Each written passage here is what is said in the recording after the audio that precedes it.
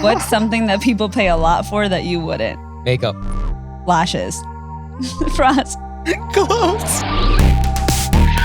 What is happening? Man, I was very excited to do this podcast. That answer just went so many different directions. No, see, not get into that. Well, let's get into it. Why? Are you okay? Oh my gosh, what's going on here? He's crying. This is the second time today that you've cried.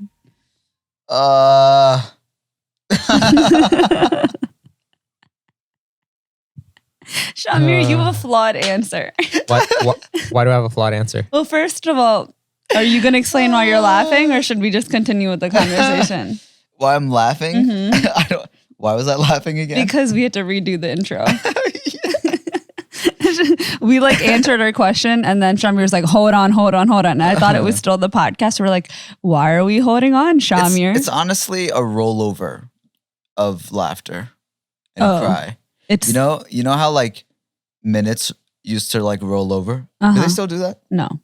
You know when We minutes have unlimited minutes now, Frost. Why would they roll over? Well, some people might not have that plan, but minutes used to roll over, and then you would get those minutes for the following month for phone calls. Mm-hmm.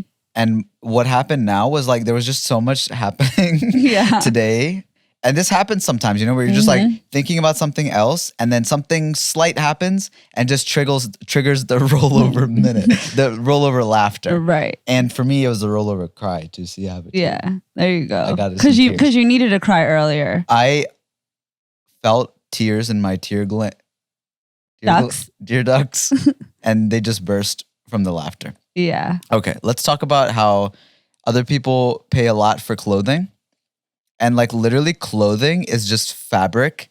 And because it has a brand attached to it, you can just make it worth something. But then you can get the same thing from China with the same exact brand name and get it significantly cheaper. Well, that's the obvious one, right? It's we all have to wear clothes, and we're all going to either choose, do we want to attach this, level of whatever you feel towards it to this brand or whatever, or am I going to save money and not do that? But it's not even about saving money. Sometimes it's just about if you go to a wedding and somebody says this suit was $700 and you're wearing one that's $100 or $200, and you really in a picture or whatever else, you really can't tell. It's just I don't know. Is that? I mean, I get sometimes you can't even see the brand name. I get there's quality and stuff, but I don't know. I mean, I think a lot of the times it is quality, right? If you want for cold weather, right, you need a nice jacket, right? Yeah. You could get away with a cheaper jacket, but a lot of the high-end jackets, they do have... do you need a Canada Goose? Yeah, no, you don't. No, right. Yeah, but that's what I'm saying. Sometimes it's just the way that somebody sells you on something is why is this worth $700? Oh, it must be good quality. It must... And sometimes it's the stitching, and some people care a lot about that stuff, but that's also if you're holding something for I would say to make it worth its money, generation, right? I want to this is my wedding dress and I want to give it to my daughter, so I want a good quality wedding dress, or I want to have it's my best friend's wedding or whoever, and I want to have a really good dress. The problem that I have with that personally, this is a recent realization I've had, is that if you're wearing, and especially in Desi culture, we only wear our Desi outfits 2 to 3 times max. And that's over the course of a few years. And we spend $200 on it due to quality. And I'm I don't need good quality as long as it looks good. I don't care what material it is. I don't care what's happening. Well, Amber, as long as I'm wearing you've had some dress mishaps. What? Where your dress, something cuts or something. Where? What? Your sister's wedding? Is that what it is? It was your sister's bridesmaid, and my dress ripped open. But that was a uniform dress that we all had, and it wasn't a quality thing. It was a mass production thing. We had 10 of them made, so some people's I guess sizings got mixed up. And no, because that's happened to me where I was oh, this is cheaper. I'll just go with this, and then it's ripped, or it's something a button or a zipper broke or fell apart. Has there been something where you got something really nice and it was worth it in terms of Lululemon? Lululemon, okay. 100%. I was like, I'm the biggest buyer for something like cheaper because I'm like wearing it a few times, especially vacation clothes. I refuse to spend a lot of money on vacation clothes because I'm only wearing them on vacations. But, you know, I bought every type of legging under the sun when I started working out. I bought an Old Navy. I bought a Walmart. I bought like literally a American Eagle, any type of legging you can think of, I bought, right? In different sizes, different qualities, Nike, everything. Sometimes that is the case. Sometimes it is that like, I'm not like, oh yeah, I'm never going to buy anything brand name. Not at all. It's just if I like something, am I willing to pay what it is? And sometimes the case is that, yes, this is worth it. Because I feel like, you know, when it comes to like, for example, Nike, right? It just feels different when you have like the right shoe on or like the right sports equipment and stuff that's not going to rip apart or whatever else. And so then when you wear it, you're just like, oh yes, like this feels right. That's why I always say the only brand name that I'm willing to spend my money on is athletic wear, because that's the only time for me personally that quality matters, because how it like works with your body and like how well it steams or their seams are made matters, because how many times am I going to have to sew up these pants? Like that's like convenience, right? But if I'm wearing something once in a blue moon, it's something like a Gucci or like a high end thing that I cannot really wrap my head around about how, like personally, where I could be like, yes, I'm going to buy a $1,400 bag and it's going to be worth it for me. That doesn't mean that somebody else can't value it and it's like invalid for them, because some people have that attachment. Some people might not have the attachment to athletic brands like I do either. But yeah. What was your guys' answers? I'm against Shamir's. I said makeup. I'm against that. Why? Because there's no instance where that truly matters for you.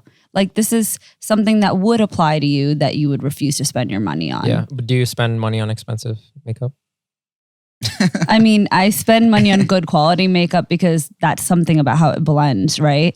No, what you're saying is that he doesn't use makeup, so it doesn't matter. Right. What about like facial, like a cleanser or like a lotion? Skincare. Trimmer. Trimmer. Yeah, mine's like really cheap. It's like the 8-in-1. So it's like body trimmer, face trimmer, like all that stuff. Oh, so you don't care? No, I don't. I mean, like, for where I would care is like costume design and stuff like that. Like Halloween, I would still buy cheap makeup, but I would do a lot with it. Right, I would like do the face paint. So and all you that care stuff. about good quality Halloween costume? No, not even that. I would make good stuff out of cheap stuff. So like even then, right? Most guys don't use makeup, right? But in my situation, if I did, I would still use cheap makeup, but I would make it the best make it work and all that stuff. So I mean, a lot of times guys don't realize the reason why makeup tends to cost more even though you can make cheap makeup work, it's the level of pigmentation, and it's the actual pigmentation, the pigment that costs the amount of money. So like specific coloring. So think about it this way. It's like you can have the same color and you can have like L'Oreal, and you can have the same color and you can have like Tarte, right? Which is a high-end brand. So the price differences would Morphe. So basically the difference would be like an $8 L'Oreal foundation versus like maybe a $38 or $42 higher end thing. If I put the L'Oreal on one side and you can see straight through it, but the color's there, it doesn't matter. Whereas if I put it on this end, on the other side of my face, and you don't see anything with it, and it covers more, and you can use less product, be able to cover your whole face more, and like it sits better, then it's going to be costing more. You can get an eyeshadow that's really cheap, and you can put like blue on your eye, right?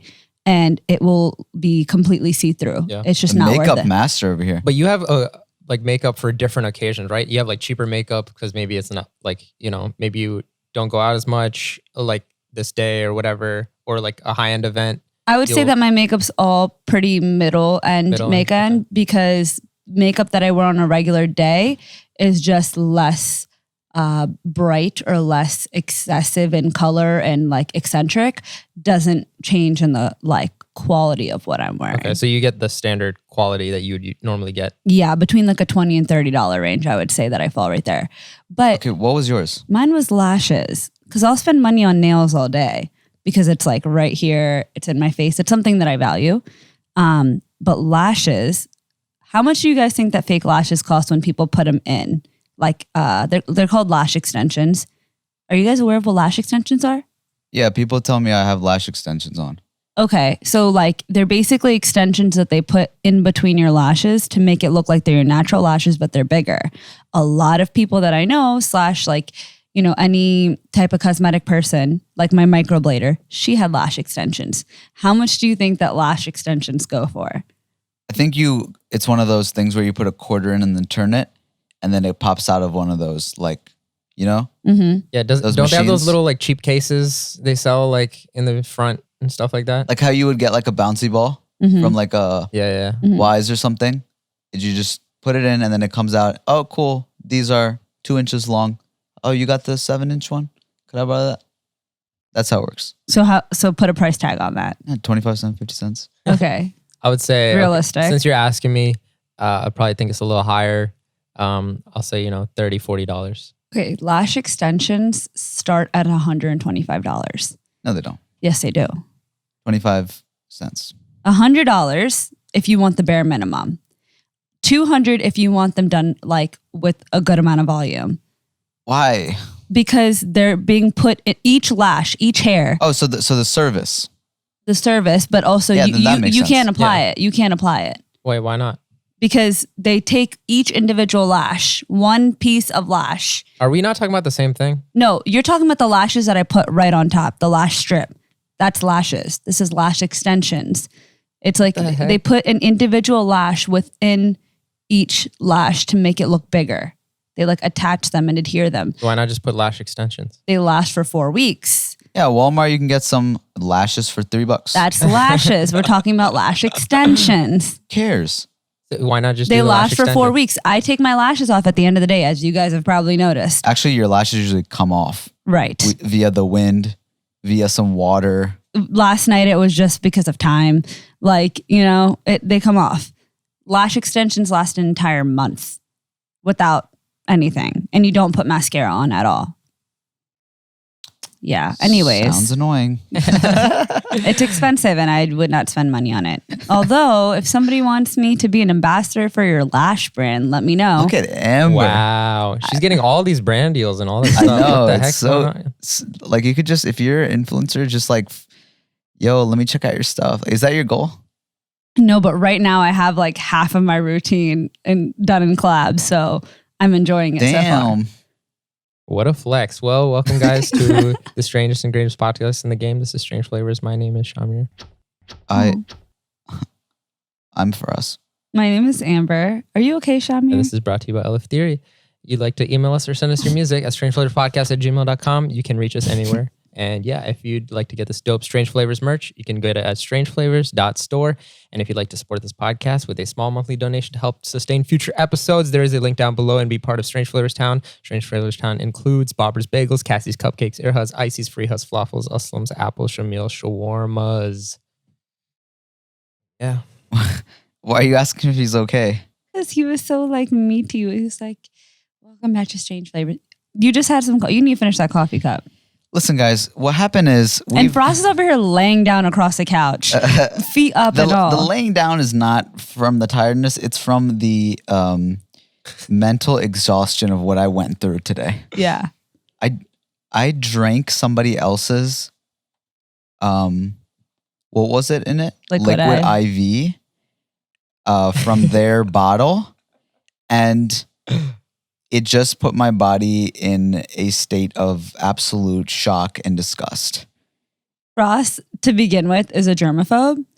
And would you say that that's correct? Not like a Howie Mandel germaphobe, but I like to keep my spaces and places clean and tidy. Right. And you don't like it to be swapped with other people.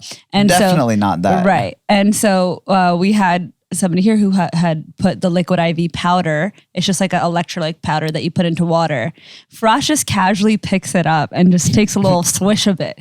And immediately... no super like descriptive stuff. And he quite literally got up and just like freaked out and said that this is the first time that he felt like he was going to cry since his sister's wedding. That's literally word for word what he said. All right, a little dramatic. Did you not say that? I did say that, but I was being a little bit dramatic. You said that your tear ducts activated. You know, it was certainly something to go through. And did you feel like you're about to like cry out loud? I felt like I was going to throw up. it's just the thought of like, it's not even about like, you know, it's not about other people. It's just about like the thought of somebody else having that like on their mouth, drinking it, like, you know, Bring it saliva back getting up. in there. And then like now that's in my, like you handshake with people, you know, you hug, you do, but you're not like exchanging fluid. Mm-hmm. Yeah. And you definitely Like if somebody that. sneezes on you, don't you ever like just feel like you need to just rip your skin off and like get rid of it? If I didn't It's work so with kids, gross. yes. But like kids sneeze on me now, so I'm a little used to it. But I do think it's disgusting. Yes. I have to take a shower I've had kids as soon sneeze as on me possible. and I just like freeze. And I'm like I don't want to I don't want to like breathe in at that point. I want to go to the bathroom and wash like the layer off. I like picked up this thing that we needed for our music video that we're shooting today. And I picked up my niece and she looks me straight in the face, like straight in the eyes. And she coughed like right at my face. And her mom was like, see, that's different. Ari, you have to put your hand up when you're going to cough. So she puts both hands up in the air and then continues to cough on my face. I almost lost it. It depends on a relationship too, because when you are around somebody a lot, like especially when it's family, then it's not as bad. Yeah. Although it's still kind of gross, it's not as bad. Like as far as sharing drinks and stuff, not at all. But sneezing and stuff, like, yeah, it's kind of bad. But when somebody random does, like if you're on a subway or something, somebody sneezes, it's the end of the world. Yeah. And those Mucinex commercials don't help because now I imagine those little green germies, like when people sneeze. The talking ones? Yeah. I mean, since COVID too, we've seen so many just like displays of like, oh, this is how germs travel and all of that. I'm just like, I was probably better off not knowing all this. Yeah. But also we've like the reason, you know, Shamir's a little bit tired. Everybody's a little bit, you know, groggy, off is because, yeah, we've had this music video shoot for the last 2 days. Our final shoot is tonight. It's going to be a banger, It's a guys. banger. Like we're doing everything we can banger. for you guys. Cause we promised that this upcoming album is going to be like hot. So we want to make it, best as it can get. Nice description. And so, yeah, we've been spending a lot of time making like all these little intricacies of this album and this music video particularly work out. But yeah, it comes with a certain lifestyle that you have to be ready for. Yeah, like I don't know if I want to spoil it, but we were filming at a store and the store usually requires a lot of work. It's somebody that works there 7 days a week, all year round. And they were looking at us working or like filming in the store. And they were like, dang, this is crazy. This is hard work. And we're like, oh, like that's mad props from coming from someone who owns a store. You know? How many takes you know, you have to do. And even if like the technical aspect of the camera works right, sometimes the acting is off and like, there's a lot of elements to it, but I mean, go ahead. And like, we've been doing this, right? It's not like this is brand new. It's just we've upgraded our equipment. Everything has been upgraded. I think like everything down to even how we like think about it and like, how even we execute it, or if something would have been okay before, it's not okay anymore. Yeah, like now we have to... Standard is higher. Standard's way higher. Yeah, like we leveled Expectations are higher. Expectations are higher. And all this equipment, little intricacies, we're like, okay, now we can't just record how we have been like on a phone. We've done whole music videos on a phone or like our DSLRs that we're used to. Now these bigger things, it's like, yo. The thing is, up. I've always had a belief that if you write it down, and not necessarily even just like physically write it down, but just, you know, put it out into the world, that it's possible. It's like manifestation, but not really like that. It's more so like, if we're talking about a script, for example, of how we want a video to go, write the idea down. Don't think it's too out there or that it's not possible. There's a way to execute it, right? The thing that's changed the most is that the more attention we get, the more options become available. And so originally when something was like, oh, we'll just bootleg this and bootleg that. Green screen this, do this. We're very blessed that we have so many amazing people and connections and every friend that Amber has on the face of the earth that we have at our fingertips that are willing to, you know, propose ideas to us like, hey, if you ever need this shop, or this lounge or these cars or whatever for your video, it's available. And now when we still write those ideas down, we are actually able to get a lot of the things that we had planned for without spending the money on it. Yeah. Because whenever we think about something, we like put out like, wouldn't it be cool if we could do this? Like we have, like what haven't we been able to do? Like God we've been bless. able to Yeah, everything we from pulled planes, off a plane, boat, like nice. fancy cars, limousines. Like whatever we wanted, we have attained. And that was through like amazing people, amazing relationships. people, That's it. connections, network, and people who have respect for us. And, you know, we'll always remember that along the way, that those people helped us build to who we are. Yeah. Do you want to, It's kind of, I'll text him. okay. What's it called? Oh yeah. I was reading a tweet recently by our friend Alif, who is at Happy Monday. And, this kind of reminded me of that, of like, they're awesome and they're really inspiring to us.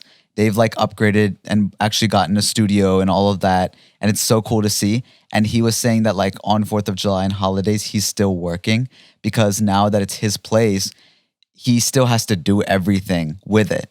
And so I was just thinking of like, you know, this kind of around the clock lifestyle. We've seen it with Casey Neistat where every single day he has to edit and come up with the story and all of that when he was daily vlogging. Like if you continue down this path, it never ends. It's like what we experience of like, you know, just having complete sort of like around the clock work going on at some point down the line. If we continue to do it, like you have to sign up for this and be ready for that.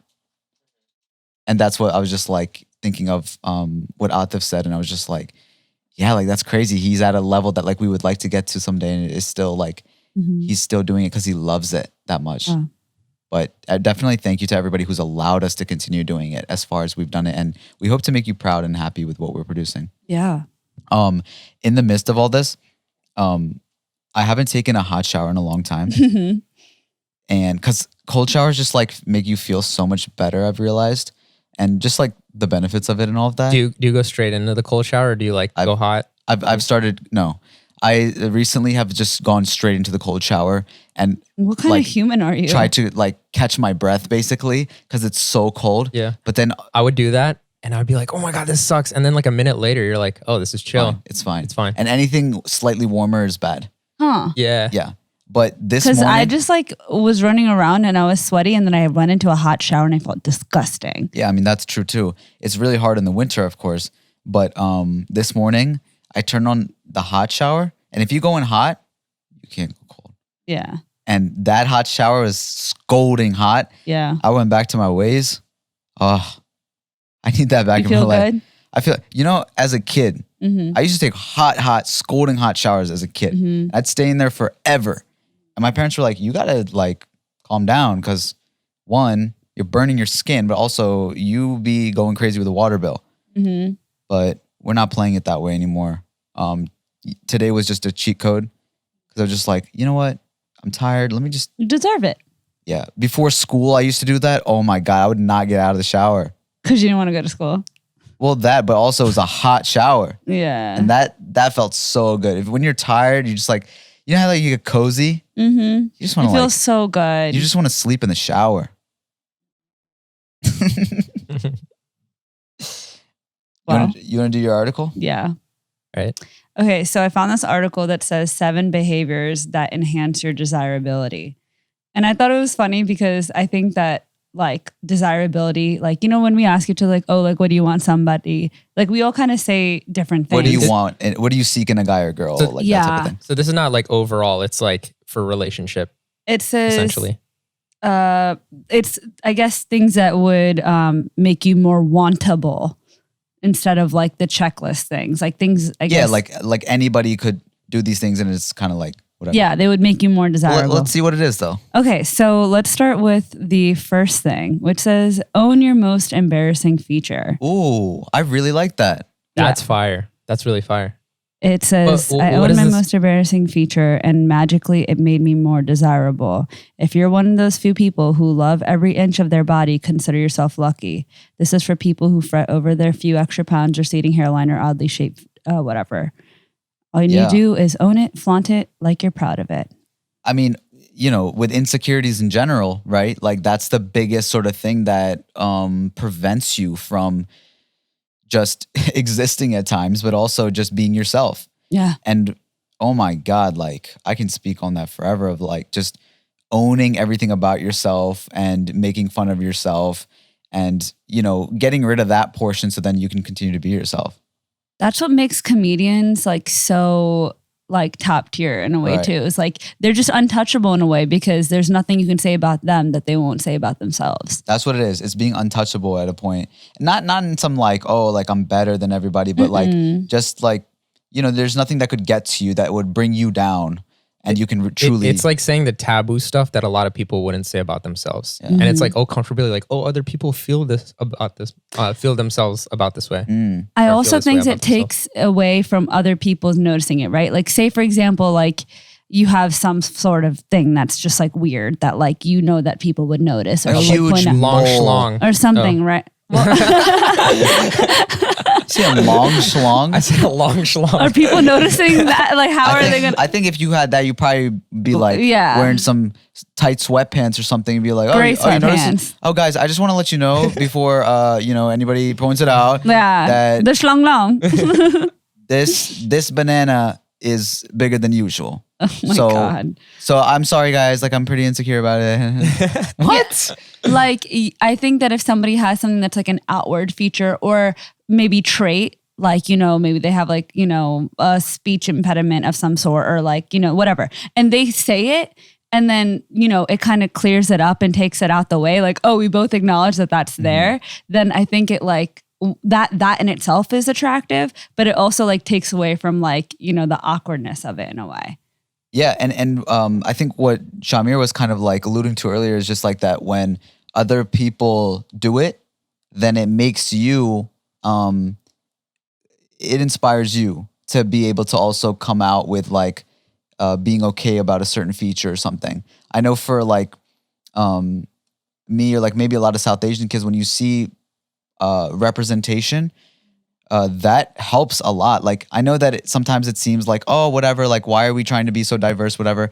But in the role of like when you're not used to seeing somebody in like a cool sort of role, or like, you know, like a Zayn Malik, for example, think whatever you might about Zayn, but like Desi boys and like, I guess even girls to a degree were like so just lifted, a lot of them, because they were like, oh, he shares a certain quality with me and it makes me want to be proud of who I am. Yeah. And then like I guess like people that, someone like a Kumail Nanjiani, he's just very proudly like sporting his, not sporting, but like just has an accent and like is a movie star literally. And like, you know, Doesn't he's let it define hairy and him. whatever else. And sometimes he makes fun of how he looks and all of that. Like even going to the accent thing, like Arnold, right? One of the biggest action movie stars of all time. Like a lot of people are telling him like, you're not going to be anything with your accent and stuff like that. And so then he just bulked up, got huge. And he like, made that accent famous. Yeah. Like, I don't know if you remember what's it called. There's a lot of things inspired by him, but like, you remember like Jordan Wallen Strangle or something from the Fairly Odd Parents? Yeah. That was Arnold. Yeah. Right? Yeah. So there's a lot of things like that. That's a dope one. The next one says, be first to speak in defense of someone else. I think this is like really high up there for me. Wait, be first to speak up. Okay. How? So basically, don't be a bystander. Bystander or like even when there's just like some, you know, a group of people or whatever, and like somebody's like very clearly howling down on somebody and we like, obviously that's bystander, but there's a certain level of attraction for somebody caring about that person and being able to call out that person and put them back in their place. And you're not doing it to be macho. You're not doing it to put down that person, but to let them know like, yo, like this person is not to be messed with. It doesn't matter but it also what goes, it doesn't always have to be in that way. Sometimes it's a way in which like you're just going out of the way to help somebody or something. Yeah. Like I can point out a specific example to our friend Uzefa, shout out Uzefa, who one time we were at Six Flags and somebody was like struggling, like they had some sort of a physical disability. They couldn't get up when they were around like the water squirters or whatever. And like somebody was trying to help them up but couldn't really. And we were just kind of like, our group of friends were walking by and we kind of like looked at it and we were like, oh, okay. And just kept walking because I don't know, like sometimes you don't just... Sometimes you think they have like a person with them that's helping them and you don't want to like, you know... Yeah, but our friend Uzefa, like he ran over as soon as he saw it, helped the person up. And it was such a small sort of easy thing to do that even I was like, wow, like why didn't I do that, you know? Yeah. And it made me look at Uzefa as like, what an incredible person. Yeah. And I'm just like, I'll always think of him highly because of little actions like that. Yeah. They close this off by saying there could be a misattribution of arousal with fear or anxiety as these are often tense situations. Whatever the reason, it's not just the right thing to do, but it makes you desirable.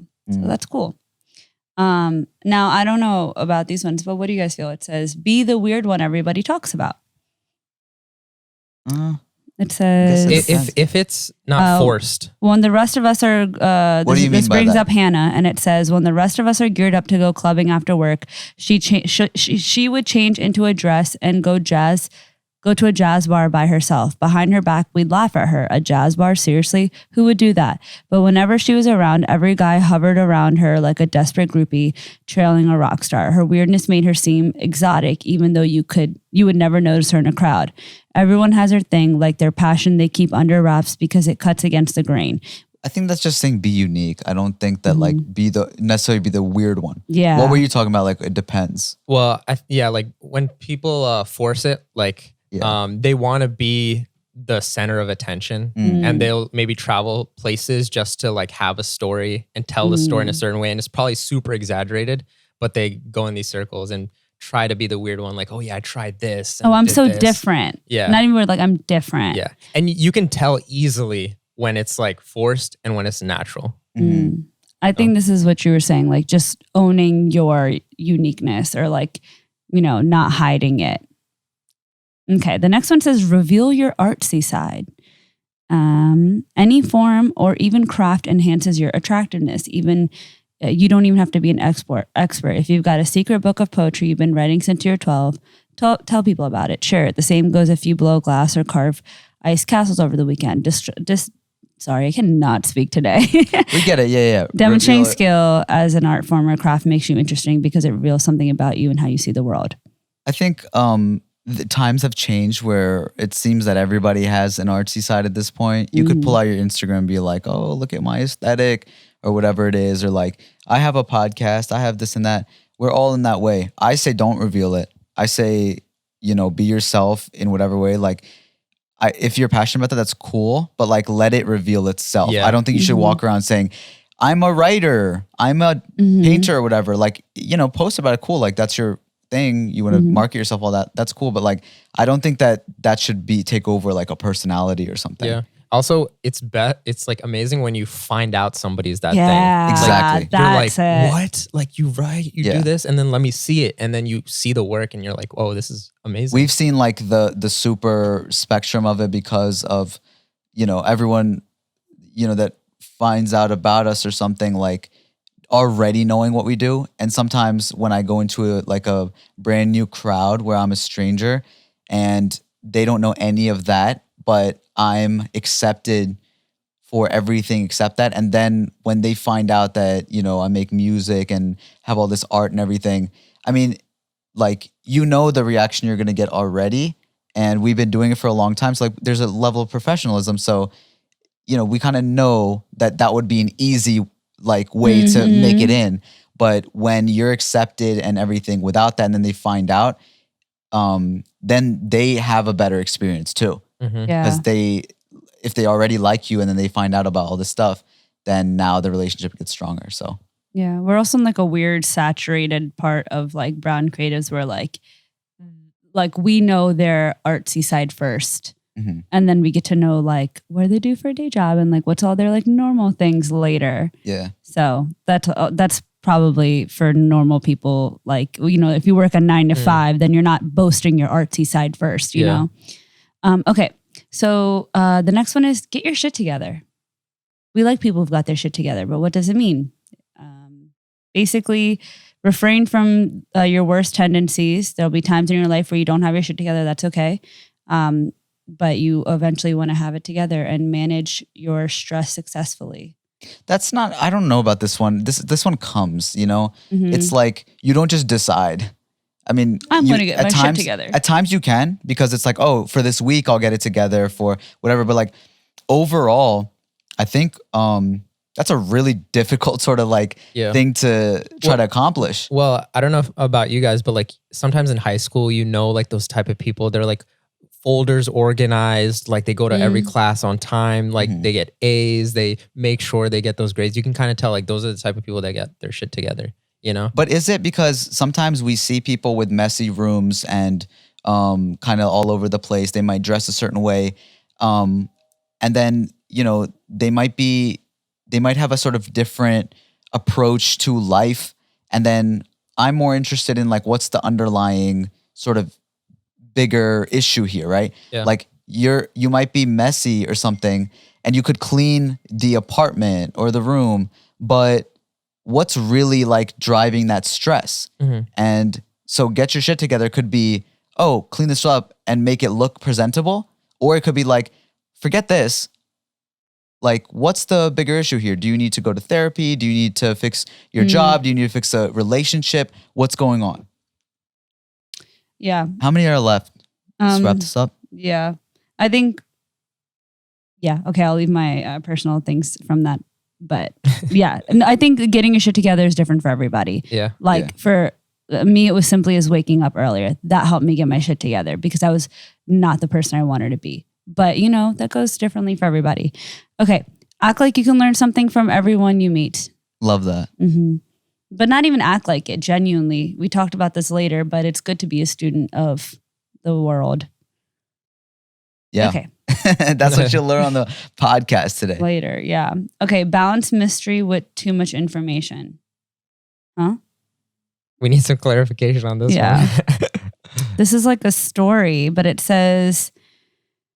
Okay, in my experience, mystery lights the match of attractiveness, but brutal honesty fans the flames. Okay, so like be mysterious, but also don't try to act like you're being mysterious. Like you can have an element of mystery, but don't be all mystery because the balance of it, I guess. What does that mean? Just like not being too vocal about your stuff? Like, or be vocal about yourself. With a hint of mystery instead of being all mystery with no vocal about yourself. So like slowly sprinkle your information, I'm guessing, At right? some point you need to solve the mystery. You can't hold back forever.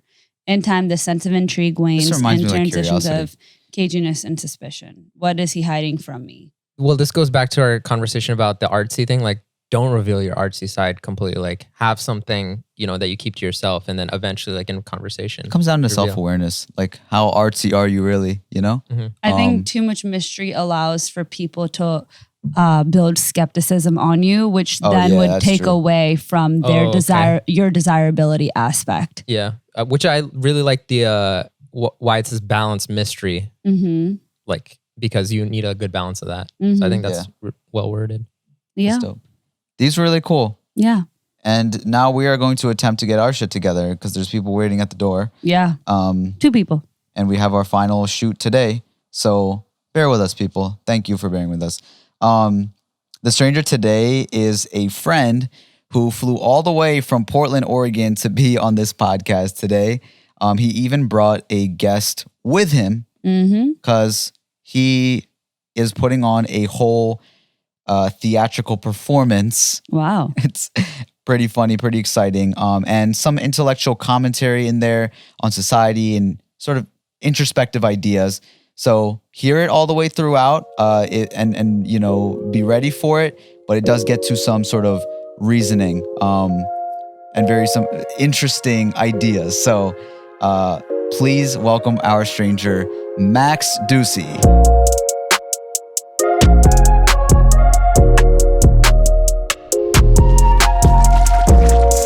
Welcome. Let's do this thing. What do you say? He's been excited for this. Wait, hold You've on. been talking this whole time. Now you don't have words.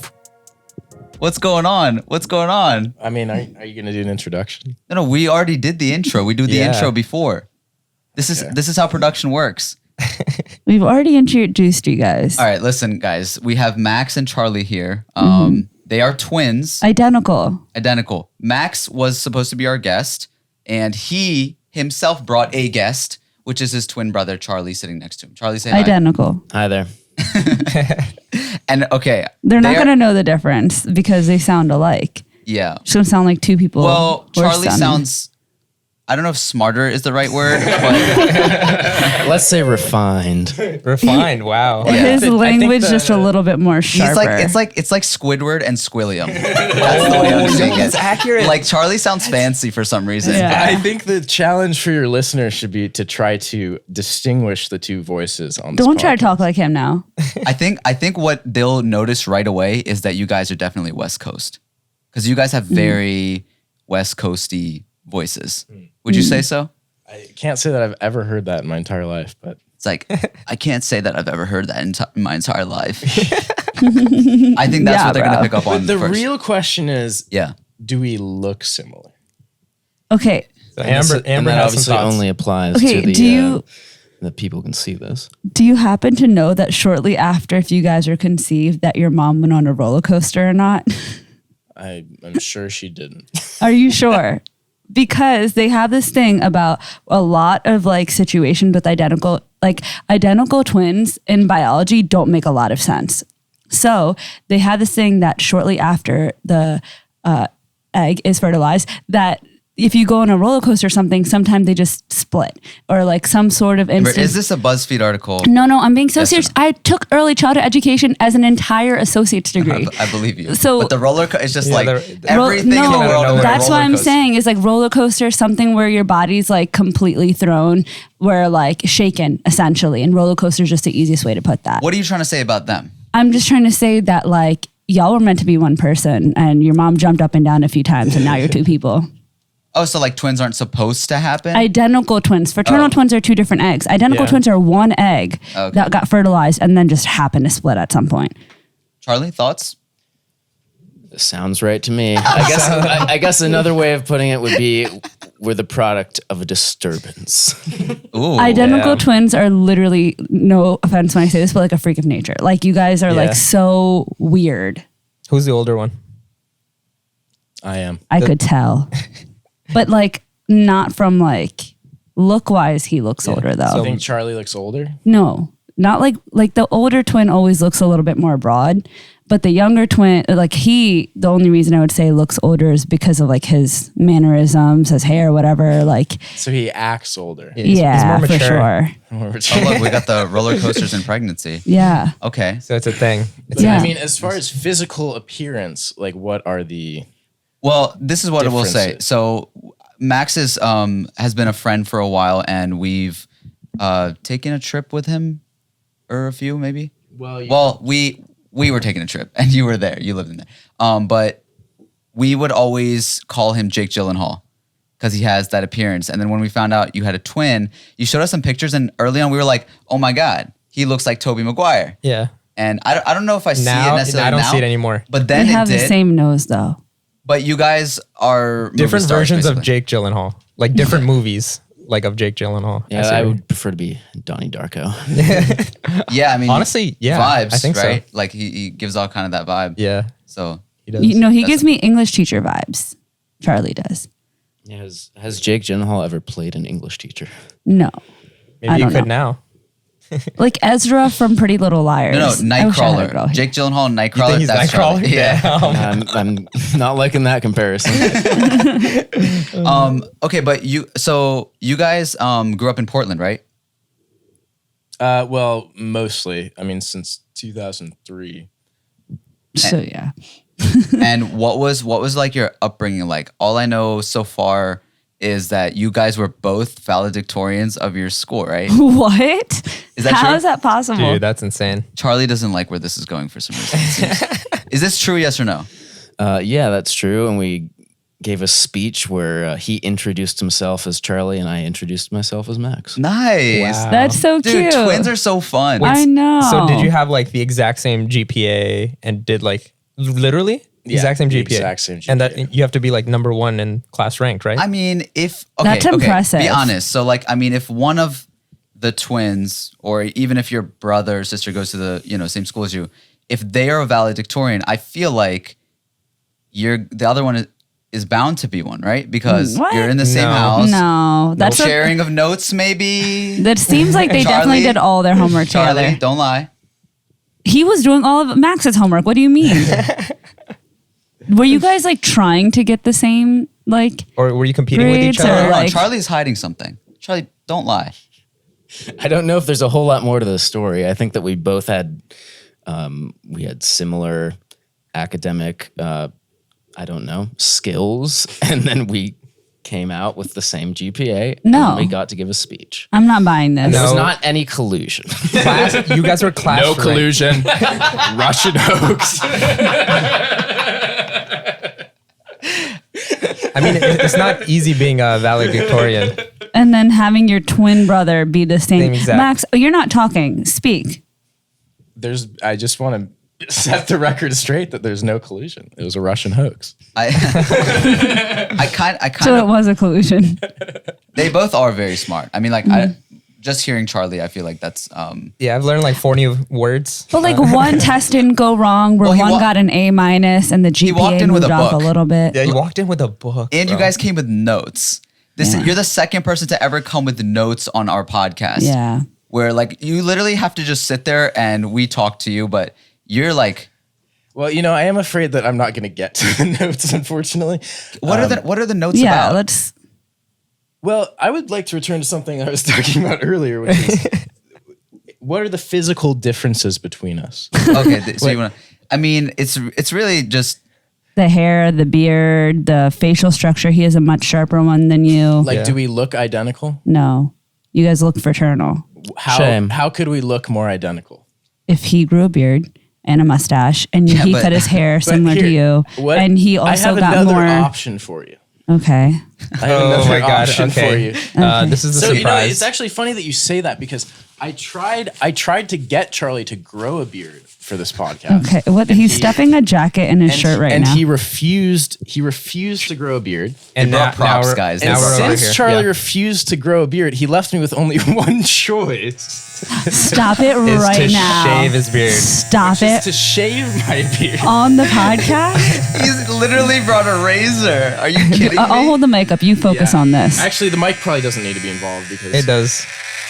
He's he's shaving shaving? his beard on the podcast. This has never Also, happened before. I should also note that I take offense to the comment about my facial structure because that's really just because of the beard. He said, "Let me bring out the jawline." Yeah.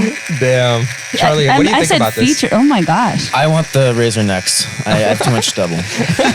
Oh, did you know he was going to do this? Max, you're Yeah, you shaking. kind of teased it. I a know bit. it's. Oh, is there a cut? Yeah, there's Why a don't I cut. hold this for you? Let's Yeah, do that's that. a good idea. I just didn't. I'm confused. You know Joker in the actual movie Joker? Yeah. Like Keep when the he mutton comes chops. and gets ready to do like a Oh, I guess performance I should art. leave- Yeah. I This should is that. leave the mutton chop, right? Leave the mustache. Yeah, leave the mustache. Where What is going on? I can't really see it. I I can't. have to tell you, I've been waiting for over a month now to shave this beard because it's very, Bro, what? very. I'm a little annoyed uncomfortable. that you're annoyed about me saying his features are a little sharper when you distinctly asked me about Well, what's the now- difference well, between you I guys. can actually see the features you need now. to get the side. I have the jawline angle, and Amber was indeed correct. Charlie does have sharper features. Gosh. Also, this was kind of perfect timing. For what? Like, he was like, do we look alike? I guess what No, looks no, good- I'm telling you, he planned. Yeah, he planned this. This is Max told me when he was coming on our show that this is his podcast. He said, "I'm bringing a guest." He actually brought an audience. His girlfriend is here. Yeah. How do we feel about him shaving? Do you like what's going on? She likes it. All right. Do You like him clean shaved? Okay. Oh. Dang. I thought he looked kind of badass with the beard, but Yeah, I kind of like the beard, Kinda but spotty. kind of. Are you sure? okay. That's where you want to stop? You got some. It does look a lot more identical. Don't lie. No, I'm just kidding. I'm You guys also- do look a lot more I'm alike. sweating profusely. You can fix it up afterwards. Yeah. You got the job done. You All right, got he's the- not- Oh, he's like, perfecting it. he brings out shaving cream, a razor. A barber comes out. You're missing a little right there. It's further. Yeah, I mean, I'm not too concerned about that. You're about to go on a flight after Did you this. grow this beard just because of this podcast? Well, let's put it this way. I specifically did not shave the beard for the podcast. Charlie, Oh my when he pitched this to Here you, you go. what was going through your mind? Oh, wow. That is... I thought Such it would a be relief. nice if I could also shave, but he insists that this razor's not gonna. You do knew the that this was job. an audio podcast too, right? Well, that's why... Yeah, Somebody's about to have some well, buzzing in their ear for a it's nice. audio only. That's why I had to use the actual electric razor so you could hear it. And then- wow. Okay, well, thank you for doing. This is incredible. thank This you is the for- first time we've ever had somebody shave on, the podcast. So definitely So next time you come on, you're shaving the head, right? set a record You know, here. I was thinking about just going ahead and doing that too, but... You see, Jeff and Jeff's barbershop, he cuts their guests' hair. Yeah. Our guests just cut their own. Yeah. we just allow anything. We allow a space for that. I didn't know we allowed for it. It just happened. Well, he came in with it, and we were just like, "This is happening." So you knew it was going to happen. He I slightly saw teased it yeah, before. He teased it I a little had bit. no idea. and then- This man literally stuffed a jacket in his collar and then pulled out an electric razor. I'm in shock. I wish he didn't tease it to me. That would have been amazing. Also, But, okay. you said that Charlie was supposed to come here in a different costume or something. What was he supposed to? Was he supposed to yeah, be like, I in like a mean- chicken suit or something? I was supposed to be dressed like a man from the 19th century Why? Why? For what reason? because we're trying to steer this podcast in another direction. Oh my! Okay, so steer so it you're then. hijacking it. Well, I think it's just kind of giving it the push, and this is precisely why I've prepared come all the these notes. notes because what we've just seen is, it was performative.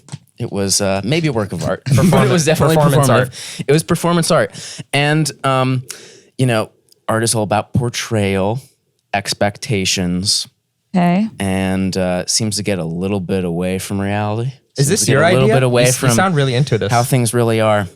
And, to get closer to how things really are, you have to do a little bit of critical thinking, or as Where is this some going? might call it, Guys, philosophy. Guys, by the way, this is not live, so if you're planning to do something to us, it's not going to get broadcasted. Okay? Yeah. You can't kill Charlie us right is now. scaring me. You know that movie where they live stream like people in a torture cell or something? Wait, no, tell him that it is live stream Isn't it because if he hostile? kills us, Is it then hostile? I don't want to die, Amber. I'm sitting next to the man. Yeah. got it. And the way he's speaking, he's like, "Well, live. What's Yeah. even the point?" So Let's if just you want to end it. know where this all sort of started from, I was listening to No Church in the Wild. Kanye West, Jay-Z, Yeah. Frank Ocean, So Watch the Throne. Yeah. I don't know if you can edit that in, a brief clip. We can't use somebody else's There song. is, okay. Well, so anyway, there is. Charlie was singing this. He said he has a nice falsetto. This is the first verse. I really don't know if I should attempt this. Try it. You've already done Why it. don't you just read out the relevant parts? Tears on the mausoleum floor, blood stained the Colosseum doors. Okay. Lies on the lips of a priest. Thanksgiving disguised as a feast. Okay. Rolling in the Rolls Royce Caniche. Only Okay. doctors got this. I'm hiding from police. Uh-huh. Cocaine seats. All wet like I got the whole thing bleached. Okay. Drug dealer chic. I'm wondering if a thug's prayers reach. Is pious because God loves pious? Socrates ask whose bias do y'all seek? Off of Plato. Screech. I'm out here balling a know ya, hear my sneaks. Jesus was a carpenter, Yeezy, laid beats. Overflow the Holy Ghost, get the hell out of your seats. Preach. So anyway, so I was listening So what's to the that. reason for that? No Church in the Wild. I was listening to that verse and I thought, and obviously it was rapped much better when I was listening to it. Can I read And these you over did great. again? And I was listening to that verse and I thought, wow, that is the only occasion I have ever heard of a rapper referencing the Euthyphro, which is a dialogue by Plato, where Socrates asks, "Whose bias do y'all seek?" I don't think he actually says that. What he does say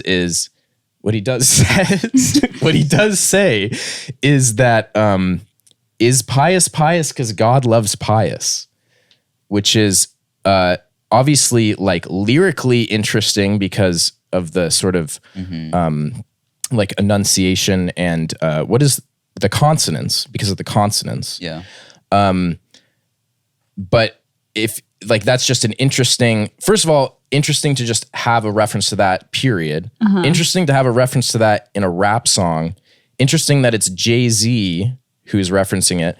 And then also just interesting that it is this specific line that he chooses to reference, because this is a rather, well, not that complicated, but it is a somewhat complicated philosophical argument, hold on. is... Well, okay, so hold on. I need you to put me back on track. Let me try simple. First of all, guys, audience listening, we have no idea what's going on. Yeah, we have zero. We don't know where idea. this came from. What Max is saying is the way this line works, right? Not a new idea, right? A lot of people question many things about if God says this, if God says that, why is it this way, right? Are you familiar with Jay-Z and the things that he like usually picks as his topics? And I mean, relatively. And I do understand, because it was actually years ago that I first heard this song, and years ago that I first sort of put it together that this reference was in there. And I remember reading something about how he had some like sort of fascination with the ancient Greeks and ancient Greek philosophy, and I guess maybe specifically Socrates and Plato, which is interesting because I think in many ways Socrates can be thought of as like sort of a social critic and a provocateur, which is, I think, maybe what Jay-Z is sort of trying to get at by referencing him.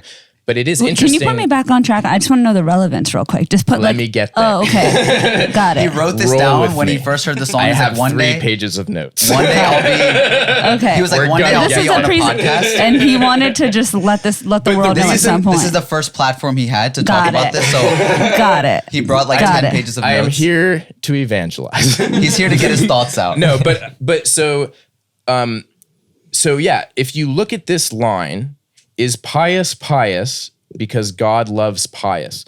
So this is the central argument of this Socratic dialogue between Socrates and this man named Euthyphro. And to give you a little bit of background, so first of all, Socrates. So Socrates was a philosopher, an ancient Greek philosopher living in around 400 to 300 BC. It was about, to give you maybe some context, that was about 50 years after the Second Peloponnesian War, which is the war that was, if you've seen the movie 300, so it was the war portrayed in that movie, 300. So about 50 years after that, you have Socrates. And Socrates was an ancient Greek thinker. He was sort of this strange guy. He kind of had this sort of disheveled appearance. He allegedly alcohol had no effect on him, so he would drink and never get drunk, allegedly. So then why? Okay. But anyway, wrapping it back in here, so he basically, what he did is he went around ancient Athens. He talked to people, mostly people that were sort of nobility or well respected in Athenian society, and he basically set out to prove that they had no idea what they were talking about. Because, and the reason why he did this allegedly is because Socrates went to the oracle at Delphi. So you might have been valedictorian, but I have ADHD. It's the details aren't that important. But, Okay. But Socrates went to the oracle at Delphi. The oracle said he was the smartest man in Greece. So he was like, oh, that's odd that you think I'm the smartest man in Greece because I think that I know nothing. So what he basically did is he went around in ancient Greece trying to find someone who was smarter than him or trying to prove whether or not he was the smartest man. And the way he did this is that he had these dialogues with people in ancient Athens. And so that's why we call them the Socratic dialogues. So there is a Socratic dialogue where Socrates has a conversation with this man named Euthyphro, who is on his way to prosecute his own father for murder because one of his father's workers or slaves died, and it was, allegedly it was his father's fault. So he's on his way to prosecute his father. Can we draw a family tree? I mean, the details aren't that important. I just wanted to get so let's go over let's go past the details. So this is how the dialogue starts. Socrates is walking around ancient Greece, ancient Athens. He runs into Euthyphro. He says, "Hey, Euthyphro, what are you doing?" Euthyphro says, "Oh, I'm on my way to prosecute my father for murder." And basically Socrates is like, that's odd that you would be out to prosecute your own father. And then basically Euthyphro says, well, I have to do it. It's the pious thing to do. And now it is Socrates' mission to basically show that Euthyphro does not know what a pious act is. He doesn't know what makes something pious. And that's where we eventually get to the line that Socrates asks Euthyphro, what is pious? What makes something pious? Mm-hmm. And Euthyphro responds, a pious act is something that is loved by the gods. And then this is when we get to the point where Socrates says, well, is the act pious because the gods love it? Or did the gods love it because it is pious? Okay. So it's sort of a chicken and the egg sort of thing. Right. It's kind of a circular argument. And that is precisely the line that Jay-Z references, where he says, is pious because God loves pious? Mm-hmm. So is the act of the God loving it what makes it pious? Okay. Or is there something else about the act that is the reason why the God loves it? Mm-hmm. And the fact that the God loves it because it's pious is why we call it pious. Got it. We're with it. Why do you bring this up after shaving your beard? Yeah. Yeah. Well, I bring this up after discussing that Charlie was supposed to wear a different outfit because he was supposed to look like a Euthyphro? man living in the 18th century. And what was and the reason goal? why Charlie was supposed to look like a man living in the 18th century is because he was supposed to talk about some ideas that were first sort of written about by this man. Okay. Wait, Charlie, go ahead, and then Look, I think to bring it back home, the point is the following. we're not home yet. Socrates was a social critic, and a lot of the work of philosophy is criticism. And criticism isn't just something that is negative, that's saying this is bad, this is bad, this is bad. Criticism could also be seen as more, I suppose, a form of illumination and understanding that could lead to change. And for that, I believe Max has a very fitting quotation. I do. And I think... Were you guys confused about the premise of this show? Should we do a better job communicating that next time? This is my podcast. Well, what I was going to recommend is you two, I mean, brilliant, point and topic you bring up. You guys need a podcast on your own. Yes. Why don't we just allow me 5 minutes to wrap this thought up? I thought we were... So it's not wrapped. All right. So the reason why I think this is interesting is because Jay-Z references this. Jay-Z is a social critic. Okay. Jay-Z is in many ways mirroring Socrates in the way that Socrates was a social critic. So this idea that Socrates sort of had about examining people's beliefs and why they believe what they believe, and if they even know what the terms are that they're using, what they mean, can they even define what piety is? That whole theme is something that I think Jay-Z is grasping at with this reference, that Jay-Z is offering a social criticism, that he is examining some of these things that we've assumed to be self-evident about society, about rap, about culture. And that is sort of the governing theme that I wanted to sort of discuss. And there is a Next page. French philosopher Yes. Foucault. Okay, so just so I can make sure. So this is the direction we have chosen. Well, no, we don't have to go. The door in this is shut. The door is shut. we don't have to go this direction. I just want to sort of offer this and then do with it what you will. Okay. But so we're talking. Let's keep it concise because there's a lot of details you don't have to say. We are going to skip over most of these notes. We just wanted to talk about you, but this is well, maybe that's the exact thing we should be critical of. Right, and that okay. So we're gonna get there. Okay. We're gonna get there. Go ahead. Just give me 5 minutes. I will attempt to wrap this up. So Charlie was talking about criticism. We're talking about criticism with Socrates, criticism with Jay-Z. So I think it's important to understand what we mean by criticism and critique. And this is sort of Foucault's description of criticism. A critique is not a matter of saying that things are not right as they are. It is a matter of pointing out on what kinds of assumptions, what kinds of familiar, unchallenged, unpondered modes of thought the practices that we accept rest. Criticism is to show that things are not as self-evident as we believed, to see that what is accepted as self-evident will no longer be accepted as such. Practicing criticism is a matter of making facile gestures difficult. So a perfect example of that is what Socrates does to Euthyphro. He makes this facile gesture of prosecuting someone for murder now difficult because you have to understand why you are doing it. You have to understand if you are doing that for sort of reasons that are just accepted by society and not really examined, or if you're doing that for reasons that actually you can comprehend, that you can work through, that you can explain. And that is the whole idea of criticism. And the reason why I sort of thought criticism was something interesting to discuss, and specifically critique, which is, just the same thing, but just different word.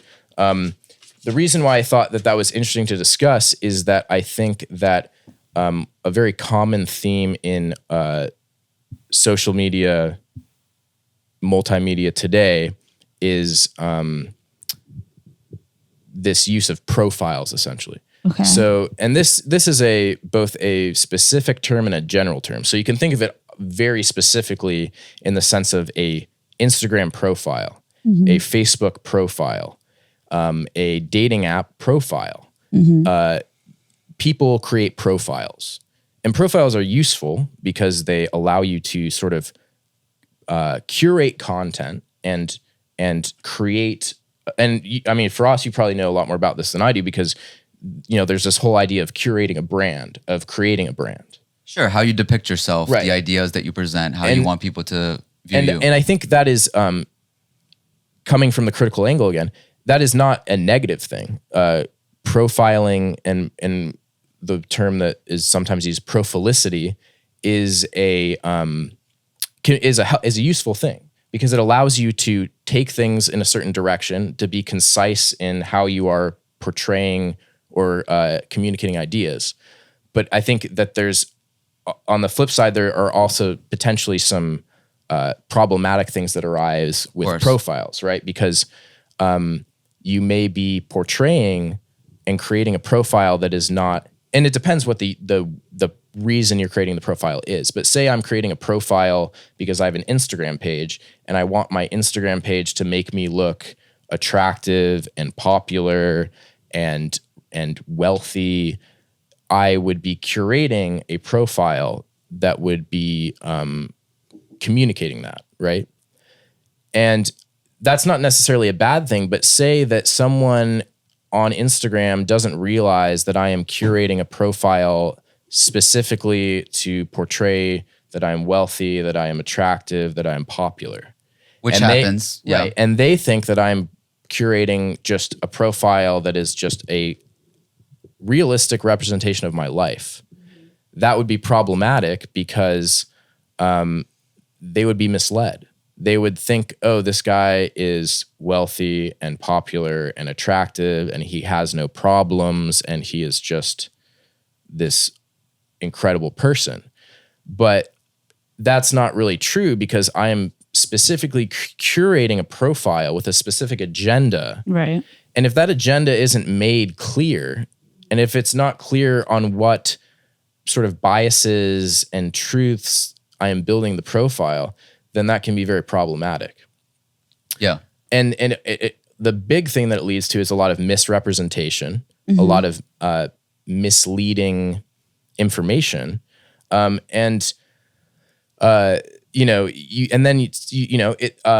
news. That is a perfect example of some of the issues that arise with profiles and profiles that are pretending to be one thing and actually something else. Because you might have someone who's on YouTube and they are curating a profile that they are a journalist and they are reporting on news, but in fact, they are not a journalist and they are simply curating a profile that is meant to communicate that they are a journalist. Sounds like us. No, I'm kidding. But no, I mean, so you can see many ways in which this can lead to problems. Well, it does, right? I mean, what you're describing is basically the difference between, you mentioned social media and, these profiles. The difference between that and what we had back then, you want to go a few decades, whatever, is advertisements, right?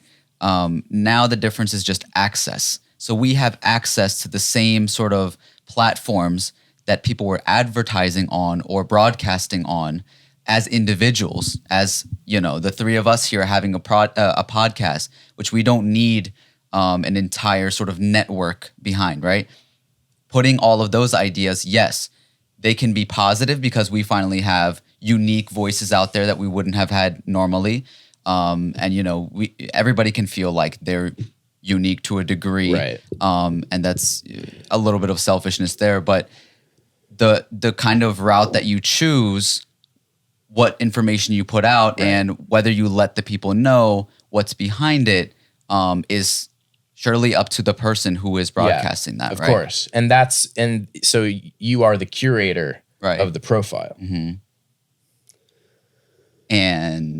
And I think there was a point about this in self-presentation, because Max described his presence on this podcast to me in the following way. He said, "I'm not really coming as a guest. I'm coming as an anti-guest. What am I supposed to talk about? I'm not interesting." And that idea could actually probably apply to other people as well, but they present themselves as interesting.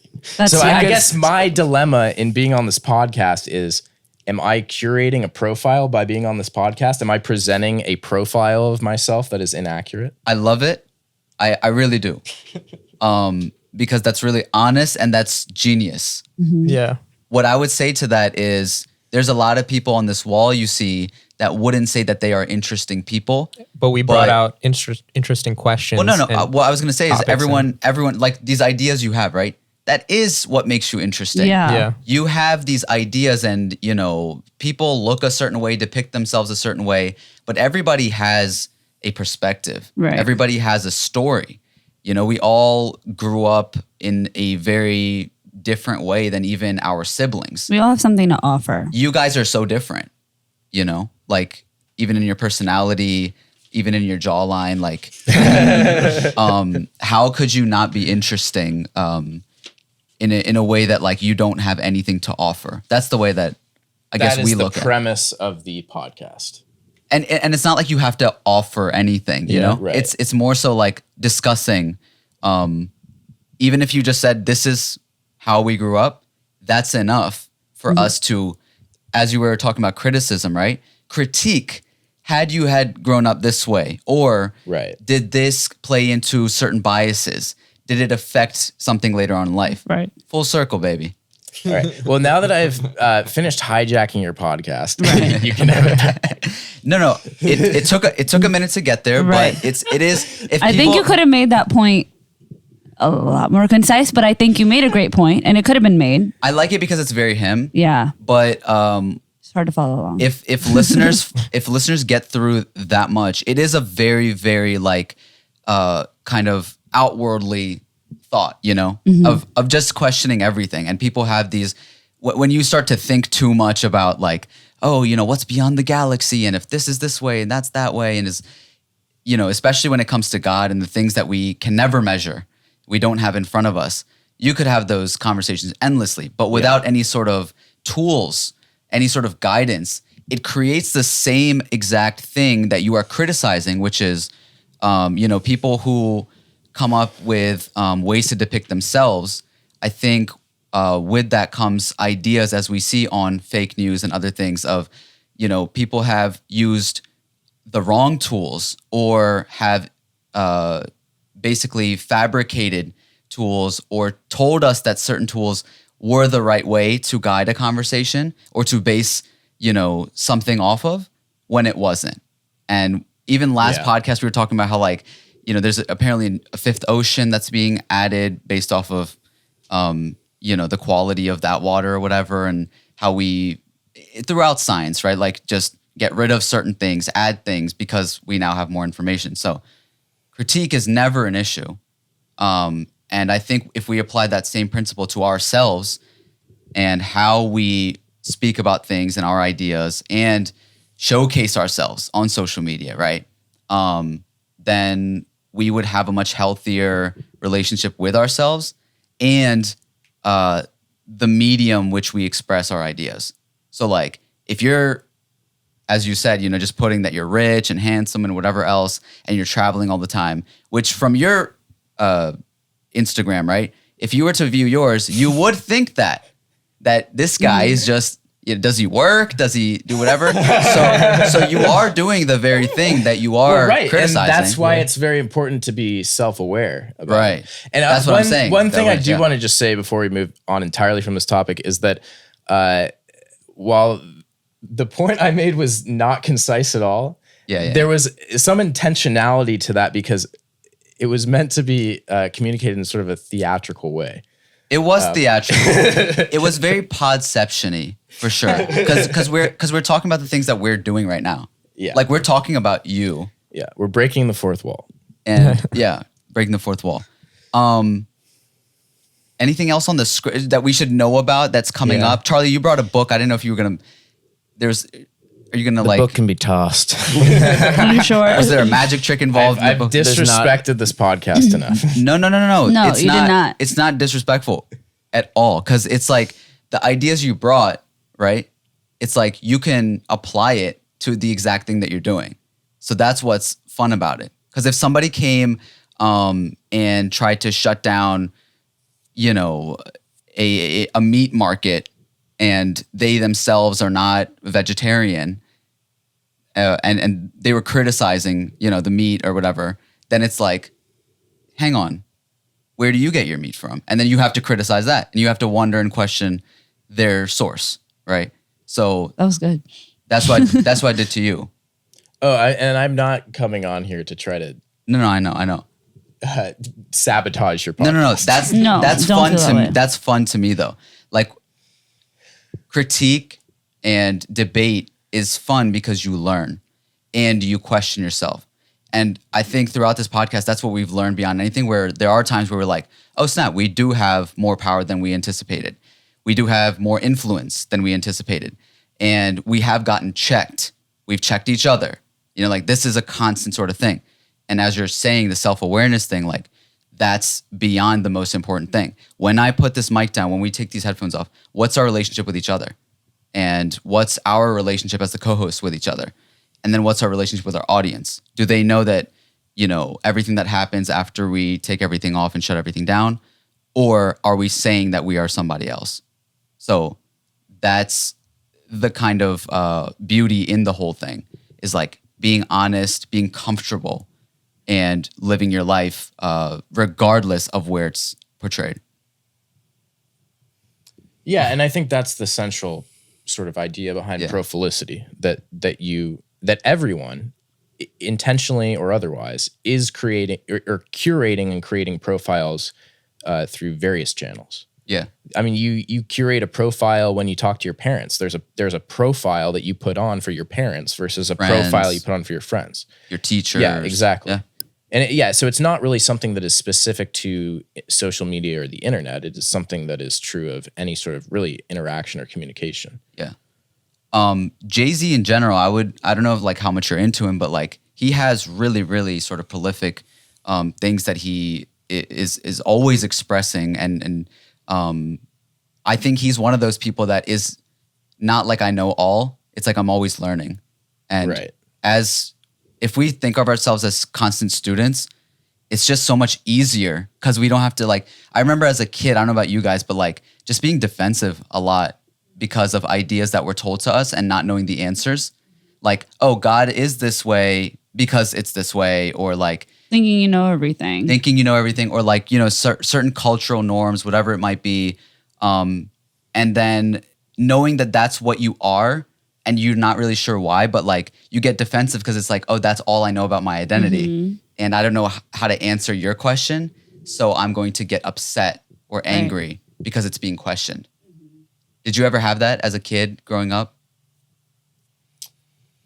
Yeah. I'm sure I did. I'm trying to think of a specific instance. Whether it be, religious. I think things. that's like a thing that stands out the most too, because that's something that we're taught in a concrete manner. So when something challenges that, we're like, no, this is right and this is wrong. But even our own Quran is said to be read between the lines. And I have one for you. You guys are from Portland. Portland was the hyper left before it became a norm at this point. Like where, do you understand what I'm saying when it comes to like liberal ideas? Yeah. Portland has been known for that on a Let me check mainstream page 3 of my notes. I have some notes on this. for a while, but like I feel like there's a direction which is kind of misguided at this point of like how liberal we can get before those like things have to be set in rules or something because it's just all over the place. Right. Well, so I think there is this idea, and I think this is what you're getting at, that the left side of the political spectrum, like the liberal side of the political spectrum, is the side that is like free of dogma. I think that's maybe what you're saying, or am I misrepresenting what you're saying? Well, it's one of the things, right? Because they're like, it's all about free expression and not putting people into boxes. Right. Like, so there's no, I think that's how I'm understanding. Sure. What you're saying. Like almost like everything goes. Right. And then, at times that can override self-harm or inconvenience, like inconveniences to others, society, just not practical ideas. And what I mean by that is like, for example, something like, I don't have any particular views about this, but bathrooms, that's been like one of those ideas that are just like questioned and debated heavily, but it's just like genders in the bathroom? Sure. And it could come down to like, oh, can this place afford to have that? Or is it just easier to, just make this bathroom available for anybody? Just like thinking in sort of practical ideas rather than like, oh, no, because freedom comes first. And even though it costs, significant amount more money to change all of the ideas around, this system that we have in this building or whatever, we have to go with that. And we're not really thinking about like the practicality, the finances and all of that. So you're saying that certain aspects of liberalism, left politics is not pragmatic. Sure, like it could go that direction. Yeah, no, I think that's definitely true. I think, and I actually did have some notes about this because I think that there is a helpful way that you can think about sort of the political spectrum. Okay. So, it's interesting because the left side of the political spectrum is often sort of paired with like being non-religious, like the far left is seen as sort of, I don't know if you would say anti-religion, but just not religious. Not using religion as a base of the ruling. So, but what I think is interesting is if you look at, and this sort of comes back to the critique piece, there are certain like dogmatic beliefs on the left and on the right. So the left is more concerned with sort of like political correctness, identity politics. The right is more concerned with like individualism, liberty, sort of social stability. So you can think of like the two sides of the spectrum as sort of being two civil religions with their own civil dogma. Okay. So what's important about, I think, making that comparison is that you realize that it is not like the left side against religion and the right side for religion. It's really two sides with two different civil religions. Where, of course. Where they have, and what makes it a civil religion is the fact that there is certain dogma that they hold to be self-evident and true. And that is what categorizes it as a civil religion.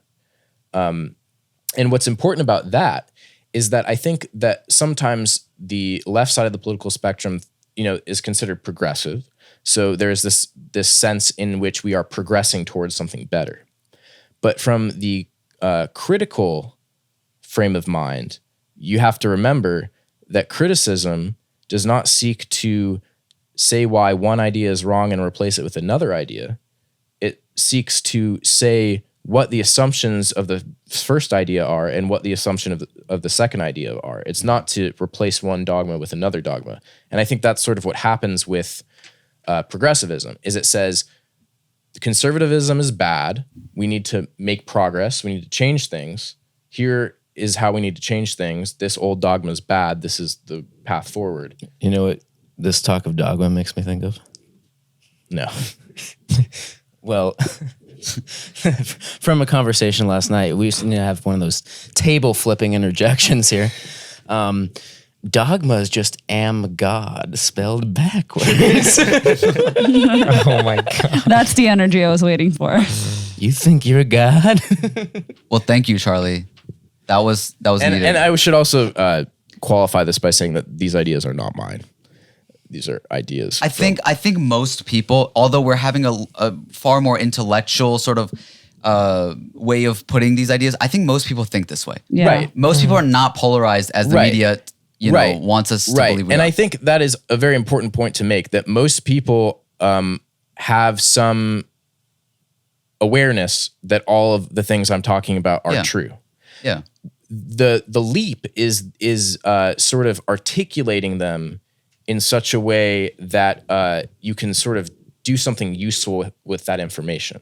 So, I think all human beings sort of have a vector towards truth. Like, people have a way of seeking out what is true and what is false. So most people, figure out what is true and what is false. Like, they don't need to go read a book to figure that out. How do you deal with, because I know that, even the ideas you express on Instagram and whatever else, like you're doing a lot of research, reading yourself, right? And Charlie, I'm guessing you're the same way since you guys are both into reading. But when it comes to dealing with other people, do you get frustrated or do you go into like educational mode of like trying to teach them or whatever? In points of disagreement, you mean? Yeah, I mean like, Or just in general, Just like they in don't general. understand the concepts that you may be, like, is it Are you guys frustrating having these a lot? thinking this way and then like hearing somebody just make a sort of casual comment? Are you like whatever about it? Well, I think maybe it's the proliferation of lack of critical thinking that might start getting me to be like, well, that's great. Because you don't want there to be widespread lack of critical thinking. Then people can fall for, And so you do fall go for to critique various it? ploys and things like that. It's not really a situation where you're often able to call someone out and be like, hey, think critically. But you can help them like through that process. Yeah. I mean, a lot of people are in the middle of like a Walmart or something, just having these open debates at this point in our country, where In that's a what I'm wondering. Walmart. Like, just like Charlie, he has a very different energy than Max, where I just feel like he's kind of buried in his book. He's like, these peasants. Is this true? Right. Is this true or no? I disagree with this profile you're building. Yeah, critique it. Tell me how it is. Is it directed at me? Yeah. There's all these voices. I don't know where they're coming from. Well, I guess I would definitely describe myself as more as an introvert and also as a result, introspective. Like I think a lot of the talking I do is in my own head. That's probably true. But as far as applying it to other people, I think I have a similar standpoint to Max in that I think a lot of people already know these things. So it's not that something has to be explained. Yeah. It's just more that something has to be brought up. It's like, hey, I know we all already know this, but, and then, Let's bring it up anyways. Exactly.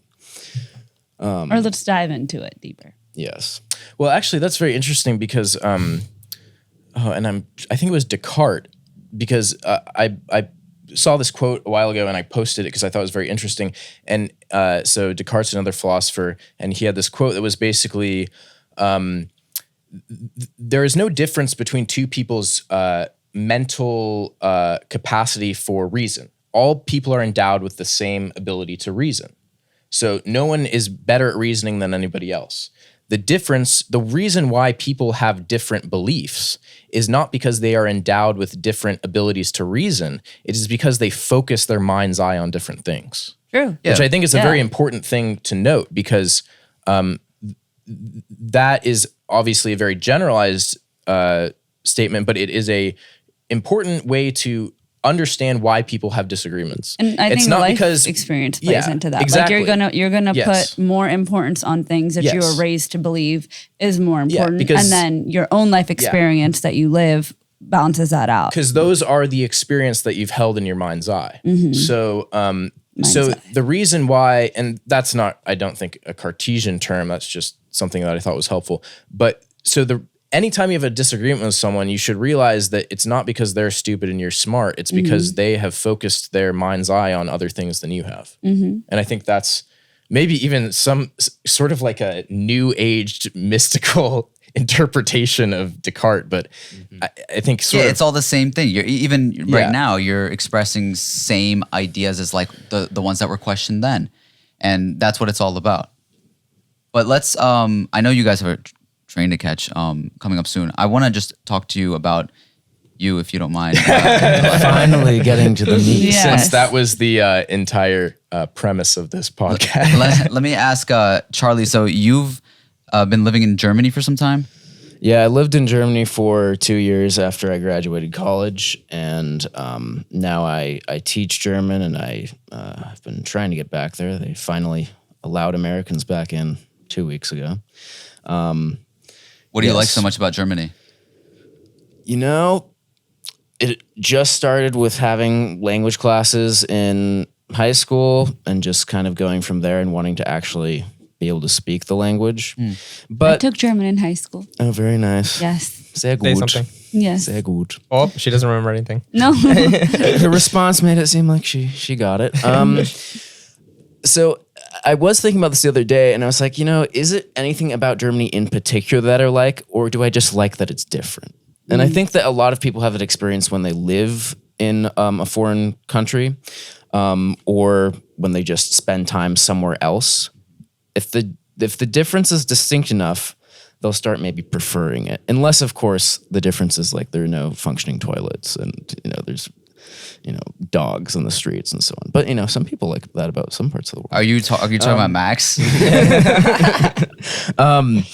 Yeah. Is there a difference between the types of places you prefer? Because you go to a lot of more, I guess. Well, to pick up a difference that is sort of have had a lot of relevance later in our lives. The only class that we really took that was different in high school was I took German. Max took Spanish. So now Max is off traveling in Central America and South America, and then I went to Germany. And I think that makes a lot of really sense. I think there's a lot that can be drawn out of that, actually. One time when we were coming back from LA, and Max told us to pick him up from somewhere, and This was random location. It was a random location. It was some Spanish restaurant, and or was it like a car, something with your car or something? Yeah, so there was a Mexican restaurant next to a tire shop. Yeah, and he was like, yo, like pick me up from here. We go by there, and he's just having this like full-on conversation with this like older guy in Spanish. And we were like, wait, Max, like you know Spanish really well. And that was the first time we saw that, but it was like so I wouldn't expect it. Well, the part of that story that you're leaving out is that I totaled my car. Oh my Is that what God. happened? That's why you had to pick me up. I totally forgot about that. Yeah, I was pulling out of a gas station in like Compton, or it wasn't Compton. It was that neighborhood right next to Compton, and I got just like sideswiped by another car. Oh. And my front driver's tire was just totally destroyed. And that's why you had to pick me up, because I was stuck in Compton. No, I think the part that matters is that they saw you speaking Spanish. Did you remember that he totaled his car? Now I forgot. remember. Okay. But before I like didn't remember. He But was I so remember, happy when we picked him up. Yeah, Like, yeah. we wouldn't have thought I was completely stranded. Oh.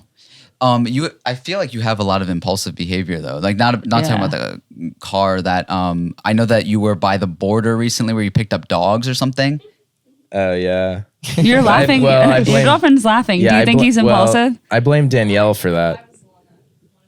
oh, Oh, it she was wanted the her. dogs. Get out and go to the ATM. Charlie, is Max impulsive? Yes. What makes you say that? Just, life experience, what I've had in my mind's eye, those sort of things. Well, the funny thing is also like we know this about Max at this point, but like when you casually say something like, "Oh, like come through," or like when's the wedding, or Max who's the is next there. guest, and then you say like, "Oh, you," and then he'll show you the flight tickets. Like that's Max's response, and you're like, "Oh, he's doing it." Yeah. That's why he's here. Like he literally was ready to come earlier, and then he put it here, which we are humbled and very appreciative of. And Very I'm much so. I'm sorry, Charlie, because I don't know. He if you didn't were seem like dragged he into was I'm too. the guest of the guest. Yeah. Which we're honored to have as well. But no, that's like the best part about Max, because Max was actually one of our friends, Saad's tenant.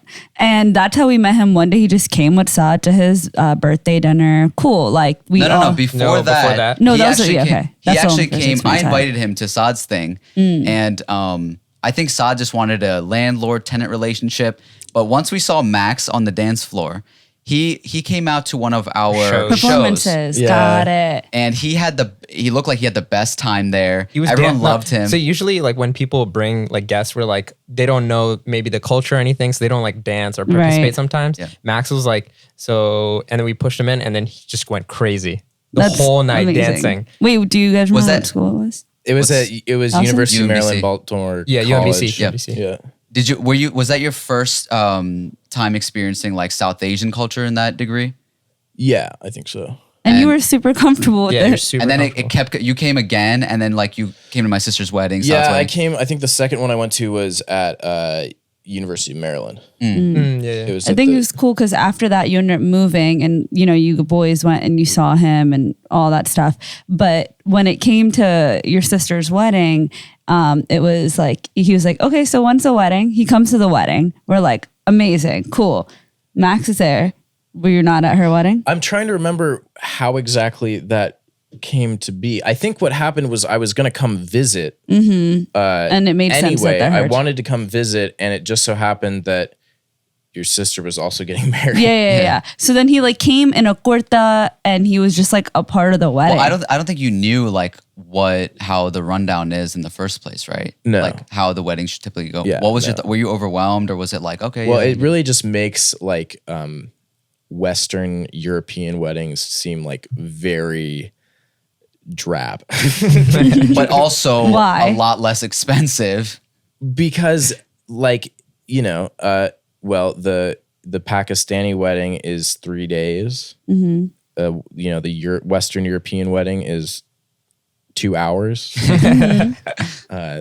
It's just way more. And you thought you had nothing to offer to the podcast. Look at this. Experiences. Yeah, but it's not really my experience. It It's is your your experience. No, because We're used to it, like, though. yeah, but like I have no experience with an American wedding. If I went to an American wedding, I'm like, whoa, You would wait, think it's we're done? extremely boring and short. But then to go into something like that is your perspective, and that's Yeah. unique to you. It's nice doing gigs for Western quote unquote weddings as opposed to ours because when you say the time and it's They 2 mean that. hours, Yeah. I'm only like taking photos and doing videos for 2 hours, Hours. maybe an hour, like Yeah. because they go through everything so quickly. Ours is just like, yeah, stand over there, show up Yeah, at this nothing's time. organized, Like, it'll but- be a week, Yeah. and you're just like filming, and And like that would be We're gonna a lot. dedicate a whole night to dancing. Yeah. And then we'll dedicate another day to sending the girl home. And then we'll dedicate another day for the girl and the guy being together as a couple. You know, that's so emblematic of the two different cultures, though. I mean, that's just so such like a good sort of microcosm of how the two cultures are so different and what the differences are. Like Western culture, it's rushed, it's a formality, it just needs to happen, it needs to get over with, and then everyone gets drunk. In the South Indian weddings, Asian they still do that. Well, right, but So- in the South Asian culture, it's much more about being present, experiencing everything, not rushing, not. I mean, not we just, rush. I would, yeah. So that's your perspective, right? From ours, it's also there is a lot of facade. There's a lot of people who are doing it for show, and they want a bigger wedding than the last person who had this wedding. Yeah. Wait, So- you went to Saad's wedding too, right? Yes. Which was exactly a month after. So within a month, you got two South Asian wedding experiences at once. Yeah, that was cool. I think Saz was only 2 days though, right? Yeah. Yeah, he combined two of the events. Yeah, which is honestly He's westernized. Smart. He's too westernized. yeah, but that would also say too, like what does Western culture appreciate and want to have in their weddings, which is, hey, let's, do these formalities, get them out the way, and then have this like, drunk good time. Whereas for us, it's like, okay, let's have the most amount of jewelry on, all the gold, And all of invite this, like all the people we neighbor's want. nephew, like Yeah. My random hair stuff. cutter's daughter. Well, like, I think it's just so useful because it is such a good display of what is valued by the two different cultures. Like, But also like the people that get the best of both worlds. Like our shoes, basically at this point, we get to pick what we like from both. And I mean, even you experiencing and that. sometimes doing both is double the work. Yeah, or like, minimizing it to a certain degree. Nah, not for girls, because we got all the girl festivities in South Asian culture plus American culture, and then we got to do both of No, them. but I'm saying like not everybody wants that, right? Like some Pakistani girls or Indian girls also just want to be like super minimal with it. And what I'm saying with like you guys. Do you know somebody like that? Yeah, I know a lot of girls that will say like, I don't want to do any of this stuff. What? They say that, but they end up still having a bridal shower, 7 dolkis, a bachelorette, all the two cultures Well, combined. it's a lot of times they're friends too. that do Right, that. but that's still because that's a part of what's expected I mean, at I this know point people is that have taking done both. that have done like way less or just done like a day Yeah. or something. I have experienced a lot of brown women getting married, and it's never been minimal. Yeah. But you guys, seeing traveling, Charlie, you being in Germany and stuff, I feel like you have that same sort of choice to make when it comes to like, oh, it can be done this way. Here is another way. Are there certain things about like your own lives that you, wouldn't typically do when you go to these South American countries, or Charlie, like when you go over to Germany? I don't know how much you travel beyond that, but that's my only reference right now. If there's something that comes out of the travel that changes the way I do that things. changes, like trajectory of your life, basically. Like, oh, I'm gonna adopt this now. I mean, I've considered moving to Germany and living in Germany. I think that's probably the main result of that. What's stopping you? Well, it was COVID. Now it's all on me. Max, anything? as far as like traveling affecting how I think about things, or Yeah, I mean, like anything that you just do differently now. I don't know if you notice it about each other too. Like if you ever see Charlie and you're like, oh, you do this differently. You're like, you think this way. well, yeah. I mean, I think the obvious thing is just seeing pretty much any country that is not westernized or developed, and seeing how, because I mean, there's 7 billion people on Earth, and I think something absurd like 4 billion of them live on $1.50 a day. So just sort of that awareness that there is this whole other sort of way of being and way of living that is just makes the Western lifestyle look just so I guess selfish and sort of wasteful. Yeah, I mean, like it is coming from like a kind of nationalistic viewpoint and like wanting the best for your country and no matter what it takes. Has that changed your lifestyle? Well, I mean, I think, I still obviously live in the United States, so you are surrounded by that. And I think it makes me sort of question why people value certain things. Like, is it important to have a nice car? Is it important to have nice clothes? Like, is that worth our human effort and labor? Or, I don't know. Has there been anything that stood out to you that is not straight up worth it, that you just stopped having in your life or in your daily I don't know. I practices? mean, I guess I just don't really aspire to like own a lot of material things. But it's a complicated issue because it's not like not consuming material things is going to suddenly make the world a better place. There are many countries that rely entirely on the demand of U.S. consumers to even exist. Yeah. So if we weren't consuming so rapidly, those countries would have no economic output. Yeah. So it's obviously a complicated issue. I want to ask too, like, Charlie, you probably do a better job at blending in when it comes to Germany. But with Max, do you get a lot of looks being as tall as you are and looking different, in the certain countries you go to? Yeah, I mean, it's kind of hard to remember because it's been so long since I've really done. You must much feel traveling. it though, for sure. I mean, even like at our events and like all that.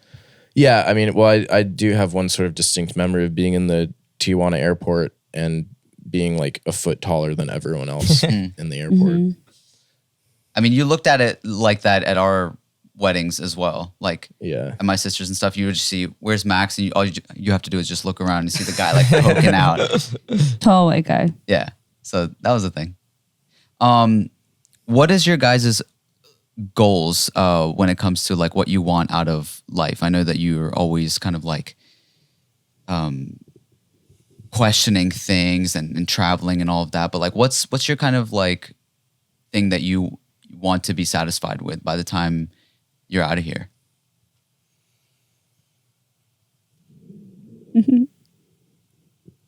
Yeah, I mean, there's a lot of different curated answers you can give that question. Press in the book. I mean, He's going to read an excerpt. Give me the book. Is it your book? Did you write this? No. Do you write books? I did write a book. It was never published. It hasn't been published. It's easier than ever to publish. Yeah, but that self-publication is just... You don't even have a bookmark in there. How do you know where you're going? He has it memorized. Yeah.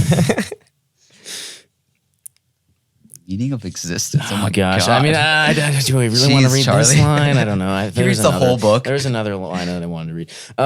But the answer to the question could be, an individual answer, or it could be sort of more of a communal answer, right? So I could be like, look, my goal is to... Well, it's whatever you want. We're not looking for anything. I'm just curious. So great are the mystery and paradox of Christ that Kierkegaard's pseudonymous spokesman is willing to speak of the incarnation as an absurdity and have faith in it as a crucifixion of the intellect. Sure, a crucifixion of the intellect. Let's choose that as my life goal. But is that how that whole book sounds? Yes. And you read that whole thing? Yes, but I would say at an individual level, my goal would be just achieve a certain amount of peace, and hopefully from that, a certain amount of joy. And probably comes more from, as Kobe Bryant said, don't lead, serve. Nice. Wow. Max? Well, my goal is to be like Sod. Which is what? And own 3 houses. On the house. No. Materialistic things. Down. Shout out Sod. No, I mean, I think like I see a lot of value in like starting a family and like being like a father. Is that why you buy all those dogs?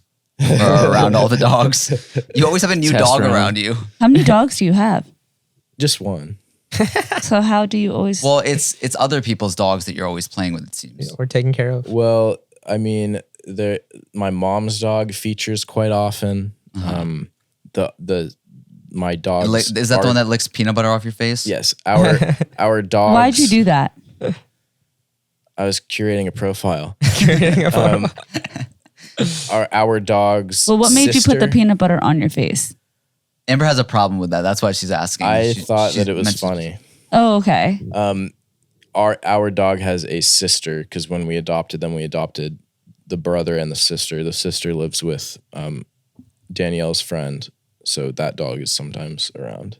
Got it. There are 3 dogs that you may see. Is that a common time to thing time. that you do? Let dogs lick peanut butter off your entire face? That's happened once. Ah. Okay. He goes through these things sometimes where like even when TikTok first started, you were just like off the rails.